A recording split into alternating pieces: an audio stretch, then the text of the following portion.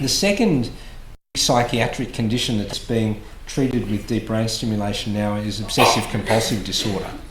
This isn't as common as depression, but can be equally as devastating for the person affected and their family. These patients have recurrent obsessions and compulsions. This condition often manifests during adolescence or even childhood, and it can often get worse with time. Fortunately, 90% of these patients can be treated with psychological strategies and pharmacological therapies, and so most of them don't actually need to be considered for surgery. OCD does have a fairly good base of literature when it comes to surgical treatment, and most of those studies have been done with lesioning, either open lesioning surgically or with stereotactic radiosurgery such as the gamma knife. And if you look at the results there, I've just summarised really the response rate. The thing to note on that slide is that the response rate does vary quite a lot. And it's not particularly great, but it's not too bad. But when deep brain stimulation became accepted for other conditions, it was logical to look at applying it to the treatment of OCD.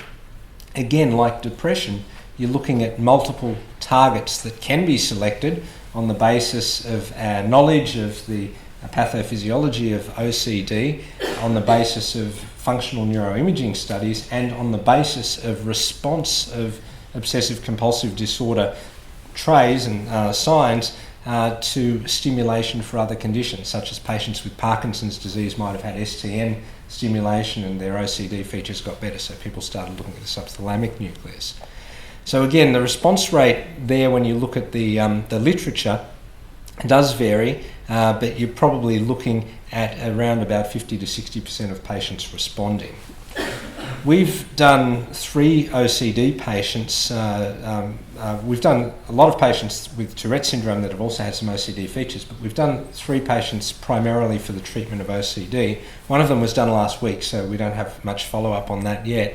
But the 2 patients that we do have follow-up on, one patient had significant Tourette syndrome and OCD, and we decided to put electrodes in the bed nucleus of stria terminalis as well as the globus pallidus internus, with the rationale being the GPI was the target for the Tourette syndrome and the BNST was the target for the OCD.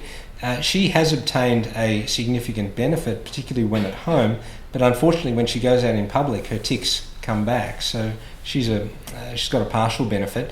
Her OCD symptoms are not as pervasive or as repetitive as they were before, but the great thing for her is that she's been able to substantially reduce her medication intake. The second patient also had an improvement in her level of functioning and a reduction in the number and frequency of distressing thoughts. So we're still going through those, trying to quantify things for those patients.